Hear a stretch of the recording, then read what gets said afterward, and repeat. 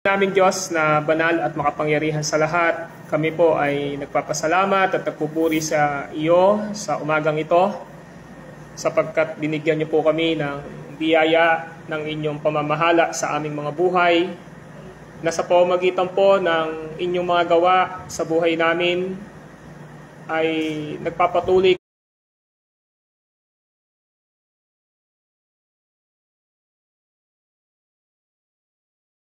kami na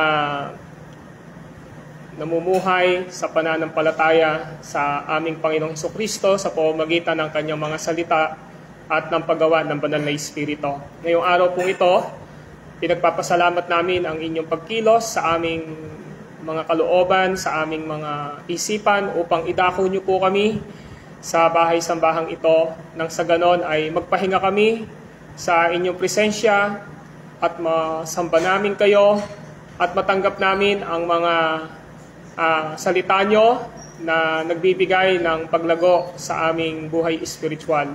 Kaya pinagpapasalamat po namin ang araw ng Panginoon, ang araw ng pamamahinga, sapagkat may oras kami na sambahin ka, purihin ka, magpahinga in your presence. Kaya Lord, sa umagang ito, siyasatin niyo po ang aming mga sarili. At kung mayroon kang natatanaw sa aming mga buhay ng mga pag-iisip at pananalita at gawa na hindi po naaayon sa inyong salita, narito kami nagpapakumbaba. Patawarin niyo po kami, Ama, alang-alang sa katwiran ng aming Panginoong Hesus. Ngayon po umaga, patuloy niyong i-bless ang mga salita niyo na ipapaliwanag ng inyong lingkod. Nawa patuloy itong mangusap sa spiritual na pangangailangan ng lahat ng mga makikinig sa tulong ng inyo pong banal na Espiritu. At dalangin ko, magkaroon ito ng impact o application sa buhay po naming lahat, samantalang alam namin ang katotohanan na isang araw kaming lahat ay haharap sa inyong hukuman at kami ay hatulan sa lahat ng aming uri ng pamumuhay dito sa lupa. Ikaw ang aming nais na itanghal, papurihan at pasalamatan sa umagang ito. Sapagkat Ama, ang lahat ng ito ay hiling namin sa inyo sa pangalan ni Kristo Jesus. Amen.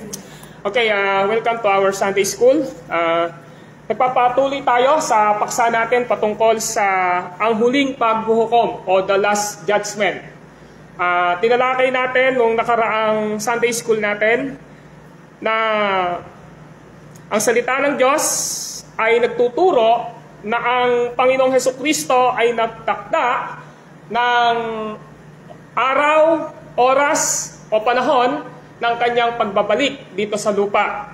At sa pagbabalik ng Panginoong iyon ay pinapakita niya na ang lahat ng kanyang pinili o hinirang bago palalangin ng sanlibutan, ang lahat ng pinag-alayan ng kamatayan ni Kristo sa krus ay kumpleto ng naligtas.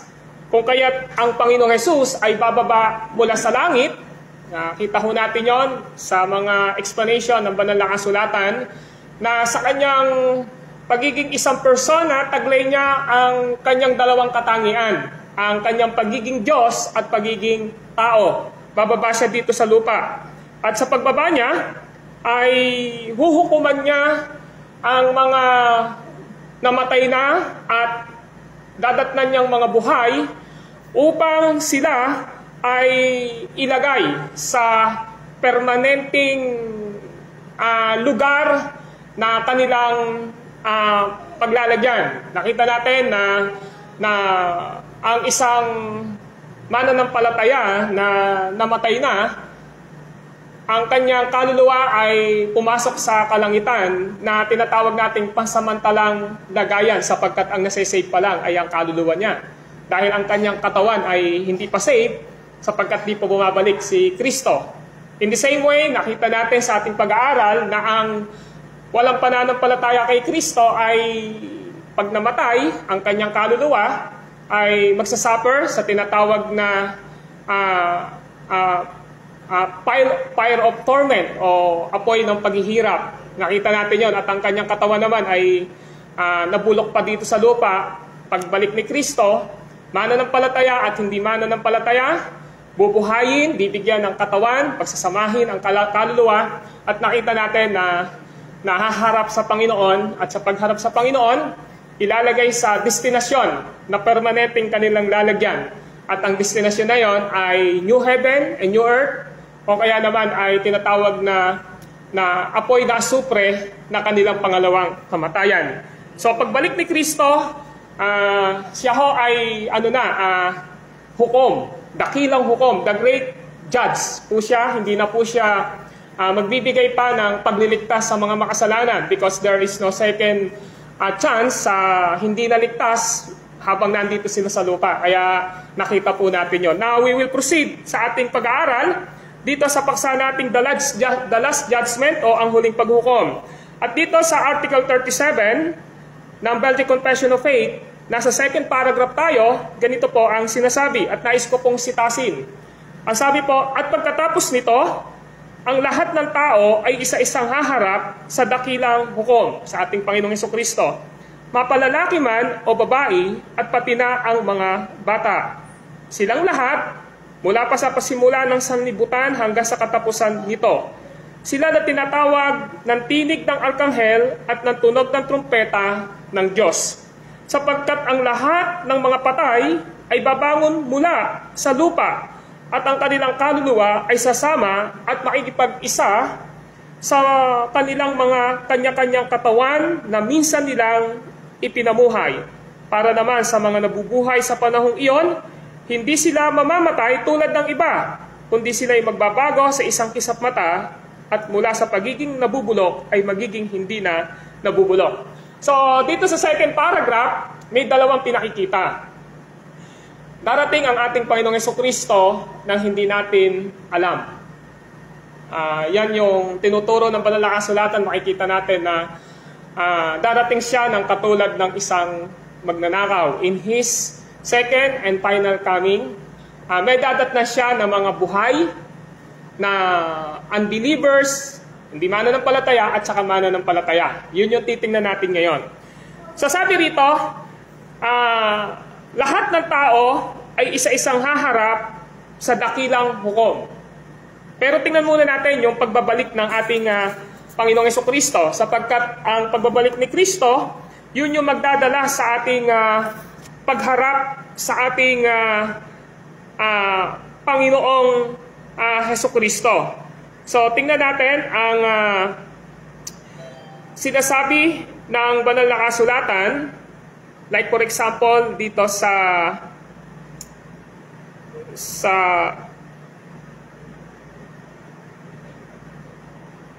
verse 5. Apocalypse chapter 20 verse 12 to 13, o Pahayag. Pahayag chapter 20. Tingnan po natin ito, Pahayag chapter 20 verses 12 to 13.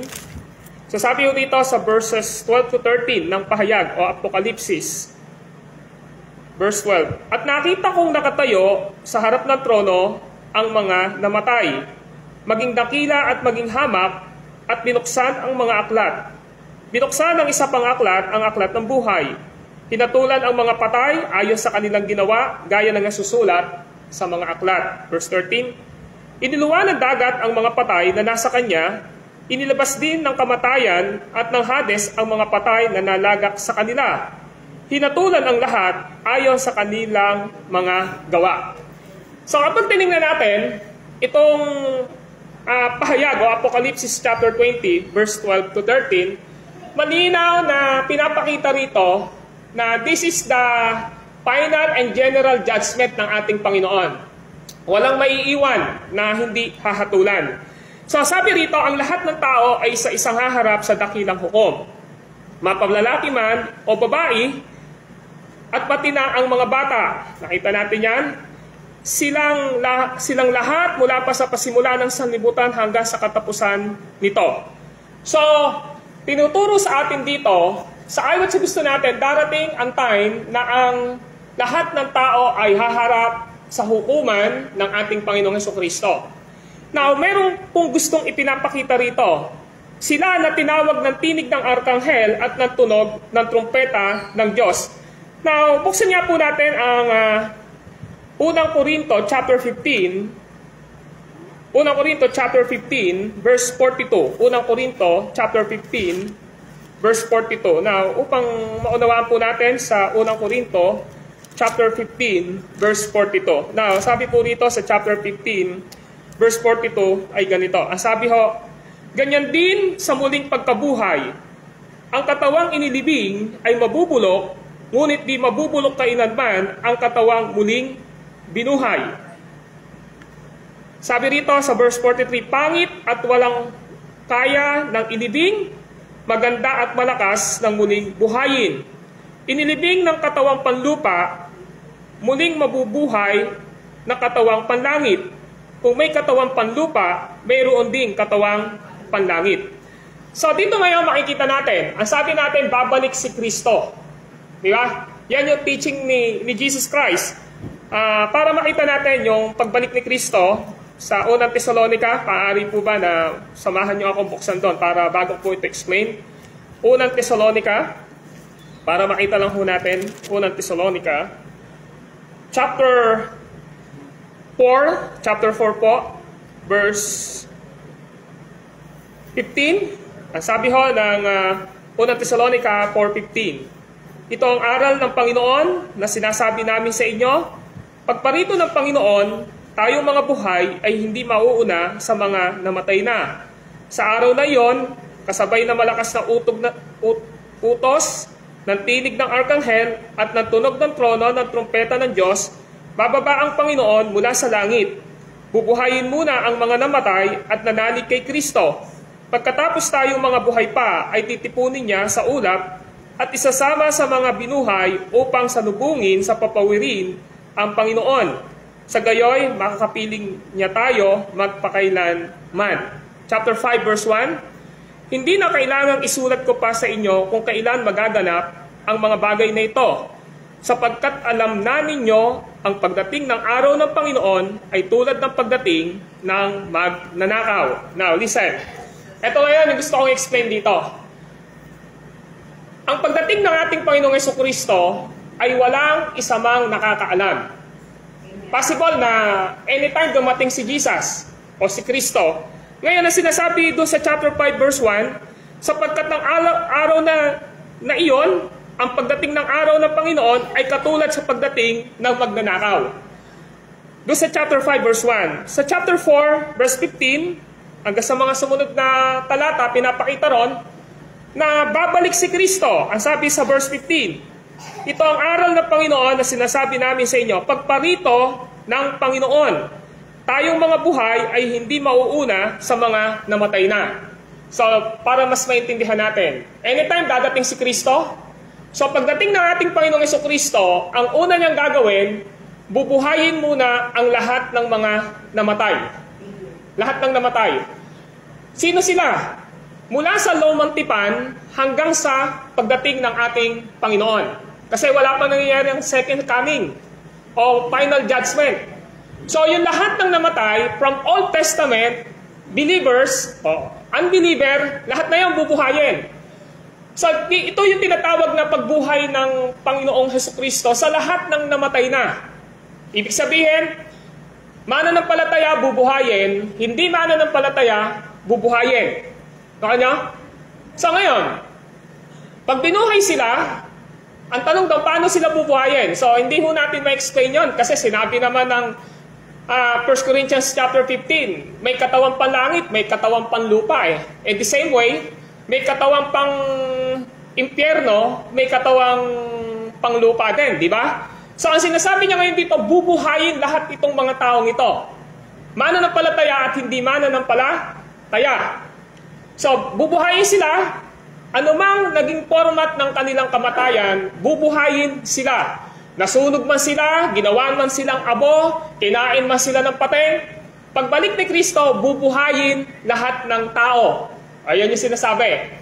Ngayon, pag binuhay sila, ang sinasabi doon, isasama ngayon ang kanilang kaluluwa. Kung maalala nyo sa Lucas chapter 16, mayroon dalawang aral na tinuro si Jesus Christ doon. Yung lalaking mayaman, nilibing namatay nilibing, pero naghihirap daw ang apoy niya. Naghihirap daw siya sa apoy. Diba? Sa Lucas chapter 16, may matandang mayaman nilibing, at sa gitna ng kanyang pagdurusa sa Hades, o yung lugar ng paghihirap, nandun yung kanyang kaluluwa. So makikita natin doon yung kanyang katawan, nilibing, pero yung kanyang kaluluwa, nandun sa tinatawag na lugar ng paghihirap. Ang tawag po dyan ay pansamantalang lagakan lang. So hindi pa po yan yung kumpletong paghihirap ng matandang mayamang ito. Kaluluwa pa lang po ang naghihirap. Nakuha niyo po ito? Kaluluwa pa lang po ang naghihirap. Wala pa po yung katawan.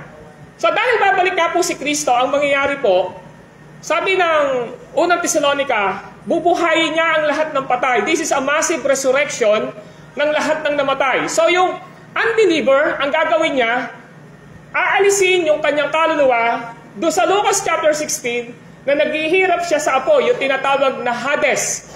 Isasama ngayon yung katawan niya na binuhay. Eto siya ngayon. Eto na siya. Etong katawang ito.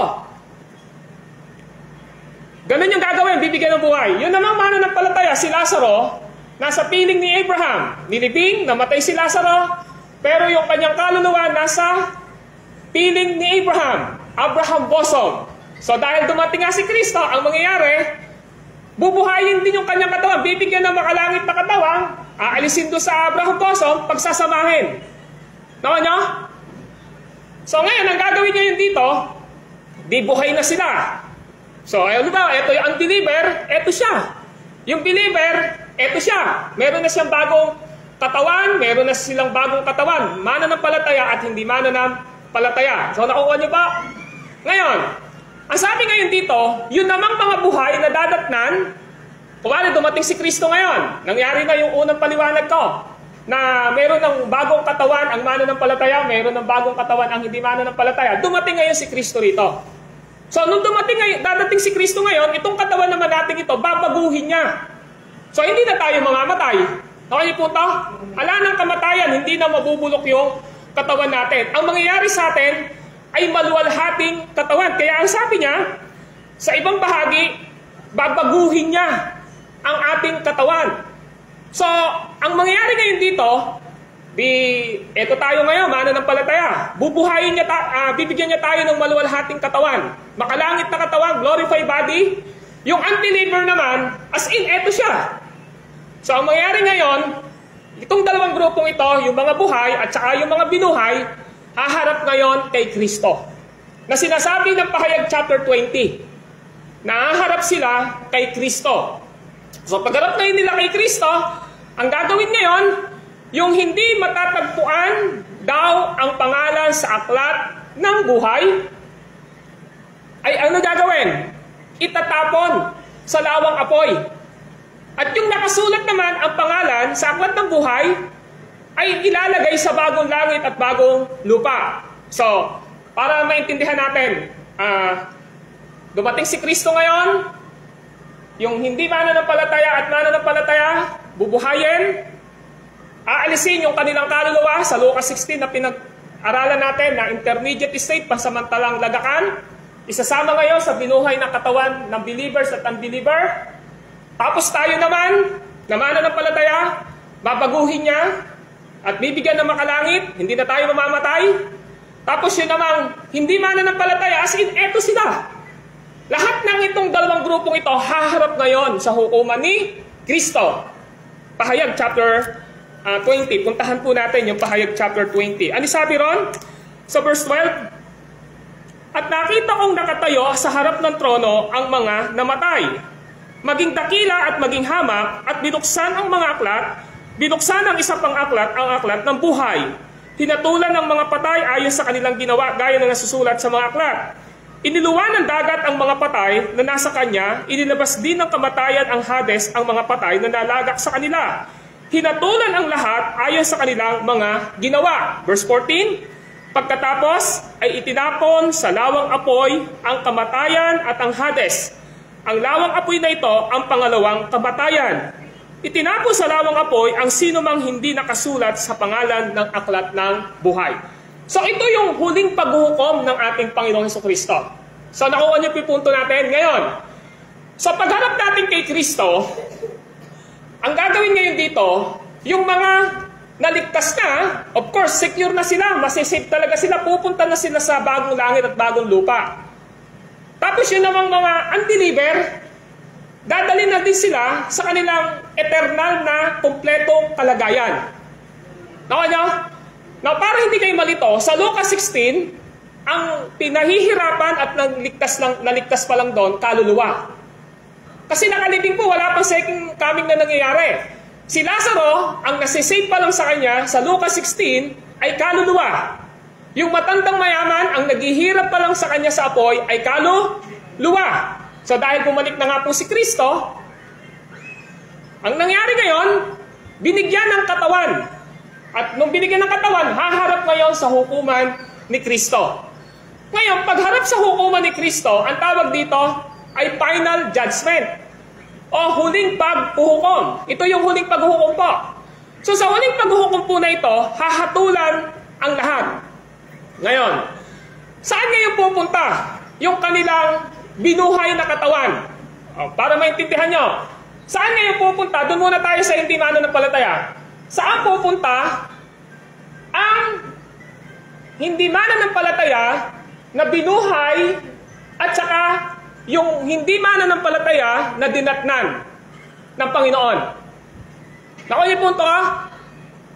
Kung ano dumating si Kristo ngayon, di ba? Bubuhayin niya ang mga patay na hindi mananampalataya. Tayo, yung mga hindi mananampalataya ngayon, siyempre hindi sila ligtas. Di ba? Ang sabi natin, haharap sila kay Kristo. So pagharap nila ngayon kay Kristo, of course, alam natin na ang pangalan nila ay hindi nakasulat sa aklat ng buhay. Yung mga buhay na dinatnan na unbeliever, yung mga binuhay na unbeliever, haharap sa Panginoon. Ang kategory natin dito, mga hindi mananampalataya. Ngayon, pagka humarap sila kay Kristo, saan sila ngayon ilalagay? Kung sa Lucas 16, ang naghihirap pa lang, kaluluwa, apoy lang yung nagbibigay ng paghihirap sa kanila, ngayon kasama na yung katawan ng hindi mananampalataya, ano ngayon ang lalagakan pang walang hanggan sa kanila? Pahayag chapter 21 verse 8. So tingnan nyo, sabi ng Pahayag 21:8, subalit malagim ang kasasapitan ng mga duwag, mga taksil, mga nagpasasa sa kasuklam-suklam na kahalayan, mga mamamatay tao, mga mapakiapid, mga mangkukulam, mga sumasamba sa Diyos-Diyosan, at lahat ng sino? Ngalin. So, this is the category of unbeliever. Now, saan daw dadalhin? Now, tingnan nyo po. Sabi ng verse 8 sa bantang dulo, sila'y, saan daw po? Ibubulid. Saan daw po? Sa lawa na naglalagablab na asupre na siyang pangalawang kamatayan. Now listen po, pakinggan nyo po. Ang binabanggit po ngayon dito, napakaliwanag. Ano ang sabi? Ilalagay, ibubulid sa lawang apoy na asupre. Now, hindi lang po apoy, lawa na po.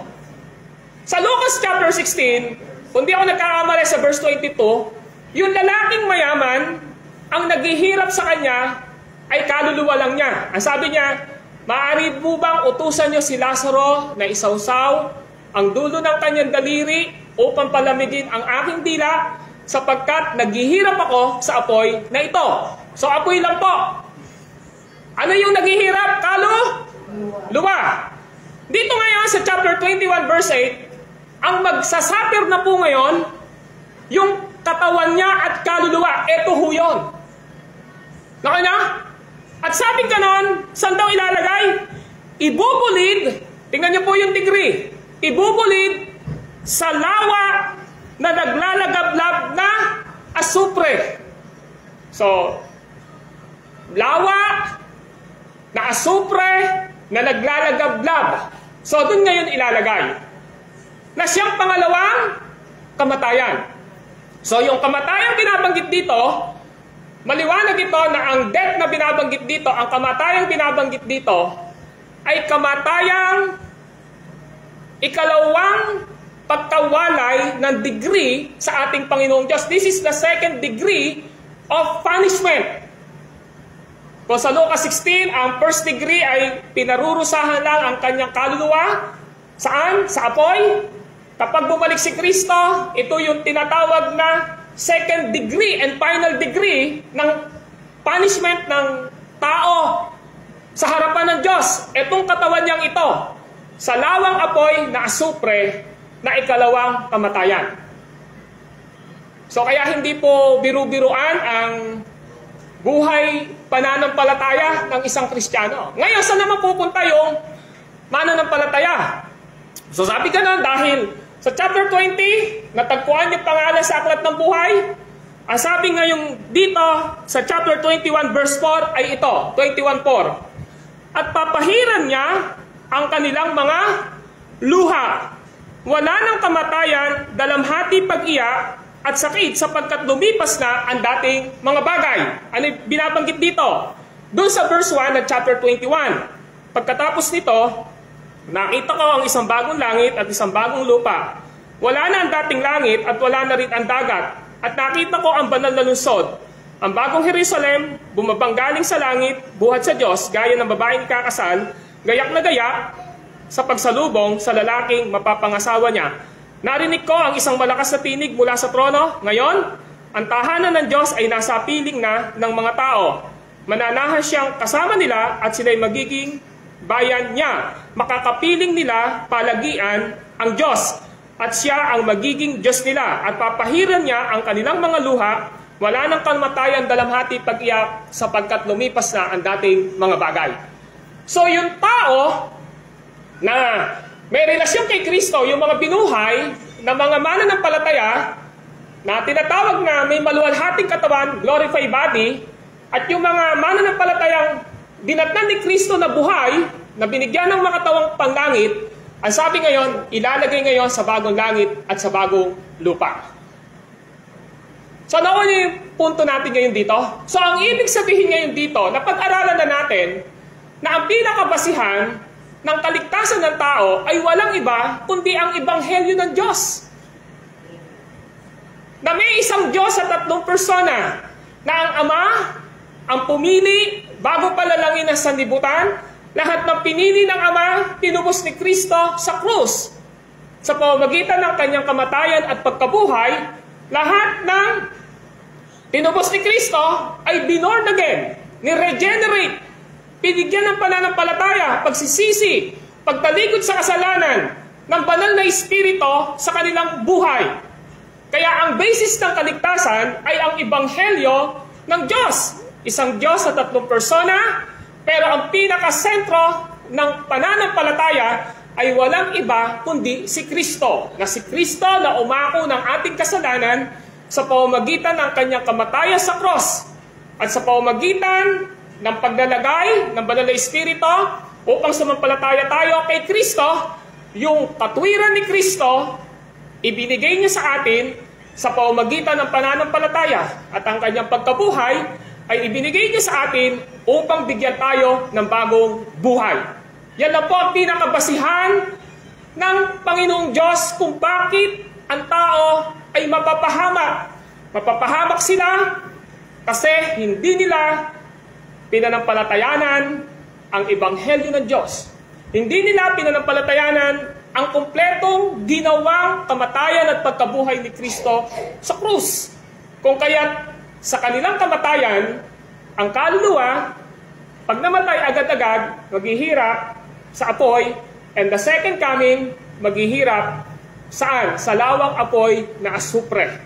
In the same way, naligtas ang isang mananampalataya dahil binigyan sila ng kilos ng banal na espiritu sa pusong binago at pinagkalooban ng pananampalataya sa natapos na ginawa ni Kristo, na si Jesus lamang ang namatay sa cross para akuin ang kasalanan at si Jesus ay nabuhay para sa ating kaligtasan. At yan lamang ang dahilan kung bakit ang isang tao ay papasok sa bagong langit at sa bagong lupa. So mga kapatid, mayroong naghihintay na huling paghuhukom. At kung di pa man dumating ang ating Panginoong Hesus, malinaw na may kanya-kanya tayong panahon ng kamatayan. At sa panahon ng kamatayang iyon, sa ayon sa gusto natin, may pupuntahan ang kaluluwa ng tao. At alam natin yan, kung walang ebanghelyo ng Diyos, ebanghelyo ni Kristo, ang kaluluwa ay maghihirap sa apoy. At kung may ebanghelyo ni Kristo, ebanghelyo ng Diyos sa isang tao, ang kanyang kaluluwa ay papasok sa kalangitan na inihanda ng Panginoon. Mga kapatid, tiyakin po natin sa ating mga sarili, sa ayon sa gusto ho natin, haharap po tayo sa hukuman ng Diyos. Ito man ay tinatawag na unang pagharap ng kaluluwa natin o yung tinatawag na final judgment na kasama na ang katawan natin. Maging sigurado po tayo sa kaligtasan at buhay na walang hanggan na meron tayo. Sapagkat wala na hong tsansa na maligtas pa ang sino mang mapunta sa apoy ng impyerno o yung tinatawag na eternal destiny na lake of fire, yung tinatawag na apoy na asupre, di ba? Napupuntahan nila, wala na hong second chance. Hindi ho totoo na mayroong indulhensya na kapag namatay ang isang tao, kapag pinagdarasal siya rito sa lupa, kapag ginagawa ng mabuti alang-alang sa kanya, pupunta pa siya sa langit. Wala na po. There is no second chance. Kaya maliwanag po dapat sa atin, na tiyakin natin kung sinong Diyos ang nagligtas sa atin at anong ebanghelyo ang nagligtas sa atin upang matiyak natin na anytime na humarap ang kaluluwa natin kay Kristo, ay meron tayong buhay na walang hanggan. Subalit, meron tayong responsibilidad. Yung mga tao na wala pang relasyon kay Kristo. May naghihintay na kapahamakan sa apoy. May naghihintay na kapahamakan sa lawang apoy na asupre. At sinasabi ngayon sa atin dito na ang accountability and responsibility ng mananampalataya ay hikayatin, dalahin sa nag-iisang ebanghelyo ng ating Panginoong Diyos, ang taong makasalanan, at ipaunawa sa atin na ang tanging solusyon lamang upang ang tao ay hindi humantong sa kapahamakan ng paghihirap sa impyerno maliban kay Kristo na siyang namatay sa cross at nabuhay para sa kaligtasan ng mga makasalanan. Let us pray.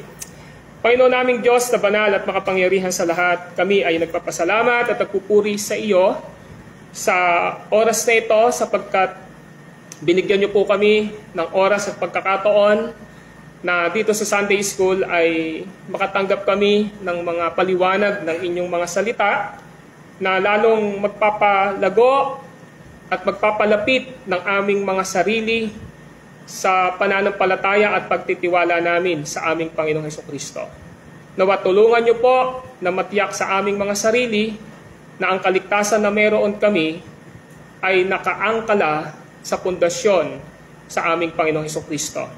Maraming salamat sa biyaya ng pagliligtas na ibinigay niyo po sa amin.